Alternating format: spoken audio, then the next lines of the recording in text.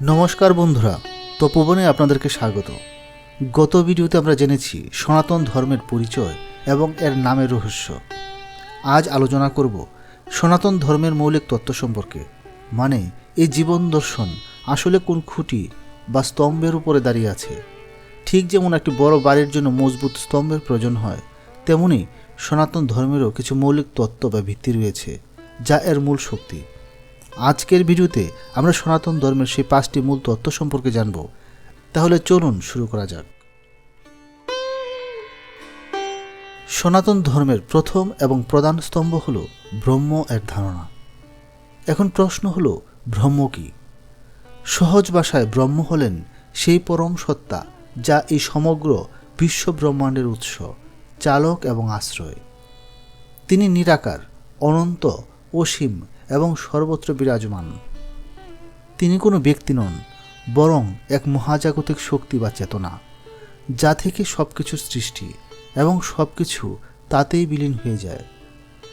এখন আপনাদের মনে হতে পারে, তাহলে আমরা যে ব্রহ্মা, বিষ্ণু, শিব, দুর্গা, কালী বা অন্যান্য দেবদেবীর পূজা করি, তারা কারা? ব্রহ্মের দুটি রূপ: নির্গুণ ব্রহ্ম, যার কোনো গুণ বা আকার নেই, এবং সগুণ ব্রহ্ম, যিনি গুণযুক্ত এবং আকারযুক্ত। আমরা সাধারণ মানুষ নিরাকার ঈশ্বরের ধারণা করা আমাদের পক্ষে কঠিন। তাই ঋষিরা আমাদের উপাসনার সুবিধার জন্য ঈশ্বরের বিভিন্ন সগুণ রূপের কথা বলেছেন। এই দেবতার আসলে সে এক অদ্বিতীয় ব্রহ্মের বিভিন্ন শক্তি, গুণ বা প্রকাশের রূপ। ঠিক যেমন জল একই, কিন্তু তার ভিন্ন ভিন্ন রূপ হল বরফ, বাষ্প বা তরল, তেমনি ঈশ্বর এক, কিন্তু তার প্রকাশ অনেক। যখন এই নিরাকার ব্রহ্ম নিজের মায়া বা শক্তির মাধ্যমে সৃষ্টি, স্থিতি ও সংহারের দায়িত্ব নেন, তখন তিনি সগুণ ব্রহ্ম বা ঈশ্বর রূপে প্রকাশিত হন। ঈশ্বর হলেন এক ব্যক্তিগত ভগবান, যাকে ভক্তি করা যায়, যার কাছে প্রার্থনা করা যায়। তিনি জগতের সৃষ্টিকর্তা, পালনকর্তা ও সংহারকর্তা। সৃষ্টি, পালন ও সংহার, এই তিনটি প্রধান কার্য সম্পাদন করতে ঈশ্বর তিনটি ভিন্ন ভিন্ন রূপে প্রকাশিত হন, যাদের ত্রিমূর্তি বলা হয়। ব্রহ্মা সৃষ্টিকর্তা, বিষ্ণু পালনকর্তা এবং শিব সংহারকর্তা। এরা পৃথক ঈশ্বর নন, বরং এক ও অদ্বিতীয় ঈশ্বরের তিনটি ভিন্ন প্রকাশ।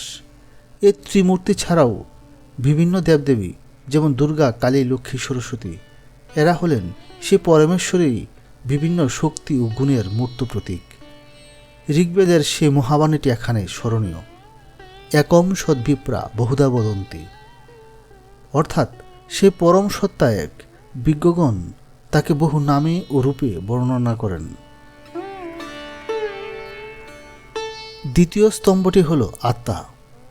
ব্রহ্ম হলেন সমস্ত মহাবিশ্বের চেতনা, আর আত্মা হলেন প্রতিটি জীবের মধ্যে থাকা সে চেতনারই একটি অংশ বা স্ফুলিঙ্গ।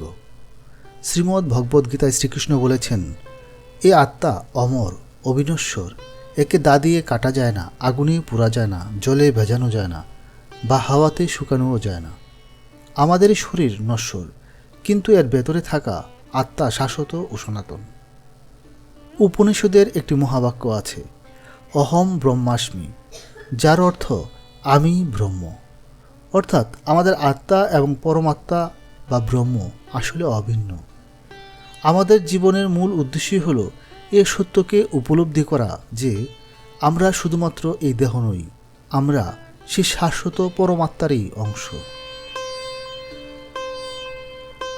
তৃতীয় স্তম্ভটি হল ধর্ম। গত ভিডিওতে আমরা জেনেছি ধর্ম মানে শুধু রিলিজিয়ন নয়, এর অর্থ হল কর্তব্য, নৈতিকতা এবং সে প্রাকৃতিক নিয়ম যা সমগ্র সৃষ্টিকে ধরে রেখেছে।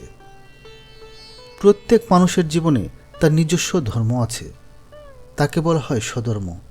যেমন একজন ছাত্রের ধর্ম হল অধ্যয়ন করা, একজন চিকিৎসকের ধর্ম হল রোগীর সেবা করা, একজন সৈনিকের ধর্ম হল দেশ রক্ষা করা। যখন আমরা আমাদের কর্তব্য সততা ও নিষ্ঠার সাথে পালন করি, তখন আমরা ধর্ম পালন করি। আর যখন আমরা তা থেকে বিচ্যুত হই, তখন অধর্মের সৃষ্টি হয়, যা সমাজে বিশৃঙ্খলা নিয়ে আসে। ধর্মই আমাদের সঠিক পথে চলার নির্দেশ দেয়। আমাদের চতুর্থ এবং অন্যতম গুরুত্বপূর্ণ স্তম্ভটি হল কর্মফল এবং পুনর্জন্মের সিদ্ধান্ত। কর্মের নিয়মটি খুব সহজ, যেমন কর্ম তেমন ফল। আপনি যা কিছু করবেন, ভাববেন বা বলবেন, তার একটি ফল অবশ্যই উৎপন্ন হবে। ভালো কাজের ফল ভালো, খারাপ কাজের ফল খারাপ। এটি কোনো ঈশ্বরের দেওয়া শাস্তি বা পুরস্কার নয়, এটি প্রকৃতির এক অমোঘ নিয়ম। সনাতন ধর্ম অনুযায়ী আত্মা অমর এবং শরীর পরিবর্তনের মাধ্যমে নতুন জন্ম লাভ করে। আমাদের বর্তমান জীবনের সুখ দুঃখ শুধু এই জন্মের কর্মের ফল নয়, বরং আমাদের পূর্বজন্মের সঞ্চিত কর্মের ফলও বটে। গীতায় বলা হয়েছে, মানুষ যেমন পুরনো বস্ত্র ত্যাগ করে নতুন বস্ত্র পরিধান করে, আত্মাও তেমনি পুরনো শরীর ত্যাগ করে নতুন শরীর ধারণ করে। এ জন্ম মৃত্যুর চক্রকে সংসার বলা হয়, যা আমাদের কর্মের সাথে বাধা। সনাতন জীবন দর্শনের সর্বশেষ এবং চূড়ান্ত স্তম্ভ বা লক্ষ্য হল মোক্ষ। মোক্ষ শব্দের অর্থ হল মুক্তি, মানে এই জন্ম মৃত্যুর অন্তহীন চক্র বা সংসার থেকে মুক্তি। যখন কোনো আত্মা ধর্ম ও সৎকর্মের মাধ্যমে তার সমস্ত কর্মফল ভোগ করে শেষ করে এবং আত্মজ্ঞান লাভ করে, অর্থাৎ সে উপলব্ধি করে আমি ব্রহ্ম, তখন তার আর নতুন জন্ম নেওয়ার প্রয়োজন হয় না। সে আত্মা পরমাত্মা বা ব্রহ্মের সাথে একাত্ম হয়ে যায়। এই অবস্থাকেই বলা হয় মোক্ষ, যা পরম শান্তি ও পরমানন্দ। তাহলে বন্ধুরা, আজ আমরা সনাতন ধর্মের এই 5টি মূল তত্ত্ব সম্পর্কে জানলাম। ব্রহ্ম এক ও অদ্বিতীয় পরম সত্তা। আত্মা প্রতিটি জীবের মধ্যে থাকা ব্রহ্মের অংশ। ধর্ম আমাদের কর্তব্য ও নৈতিক পথ। কর্মফল ও পুনর্জন্ম কারণ এবং ফলের অমোঘ নিয়ম। মোক্ষ জীবনের চূড়ান্ত লক্ষ্য বা মুক্তি। এ 5টি স্তম্ভ কেবল কোনো ধর্মীয় বিশ্বাস নয়, বরং এটি একটি সম্পূর্ণ বৈজ্ঞানিক ও যৌক্তিক জীবন দর্শন, যা আমাদের জীবনের প্রতিটি মুহূর্তকে অর্থবহ করে তোলে। এই স্তম্ভগুলোর মধ্যে কোনটি আপনার কাছে সবচেয়ে আকর্ষণীয় বা গুরুত্বপূর্ণ বলে মনে হয়, নিচে কমেন্ট করে আমাদের অবশ্যই জানান। দেখা হবে পরের ভিডিওতে নতুন কোনো বিষয় নিয়ে। ভালো থাকবেন। নমস্কার।